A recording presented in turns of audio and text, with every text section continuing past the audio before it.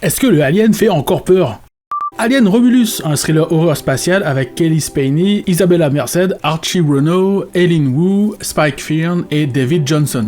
Alors ce Alien Romulus, angoissant ou épouvantable? Étant un amateur des films Alien, je pense que j'ai apprécié chaque film pour ce qu'ils ont amené à la saga, j'en attendais beaucoup de ce Alien Romulus, et je dois dire que je n'ai pas été déçu en termes de respect de l'univers. Déjà l'ambiance générale est très fidèle au premier film, avec ce côté rétro-futuriste qui paraît pourtant totalement vraisemblable en termes de technologie, malgré des gros boutons clignotants et des écrans pixelisés qui font bip bip. On retrouve aussi tout ce qui fait le sel des aliens, qui ne tient qu'en une seule phrase, des gens coincés dans un vaisseau qui se font liquider un à un par une bestiole pas très amicale. À ce niveau, le film est plutôt bon, on retrouve la même mise en scène contemplative très esthétique accompagnée des mêmes musiques que les premiers films. Il essaye aussi d'être le moins idiot possible dans la vraisemblance d'une survie dans un vaisseau perdu dans l'espace et de la réaction des personnages, même si bien sûr le scénario offre quelques grosses facilités aux héros. Le film essaye d'inclure le maximum de choses des anciens films et de raccrocher les wagons entre les 4 premiers et le duo Prometheus Covenant avec succès pour moi. On comprend un peu mieux certains aspects des autres films et en particulier celui de la Weyland Company, et il y a pas mal d'autres bonnes idées de mise en scène plutôt étonnantes d'un point de vue scénaristique, surtout celles qui développent un peu plus le danger de l'acide contenu dans le sang de la bête pour les êtres humains. En termes de points noirs, je trouve que la menace alien, bien que présente, est laissée un peu sur le côté. Alors oui, il y a un xénomorphe qui se balade dans les recoins sombres du vaisseau, mais il est souvent en attente, il attaque peu,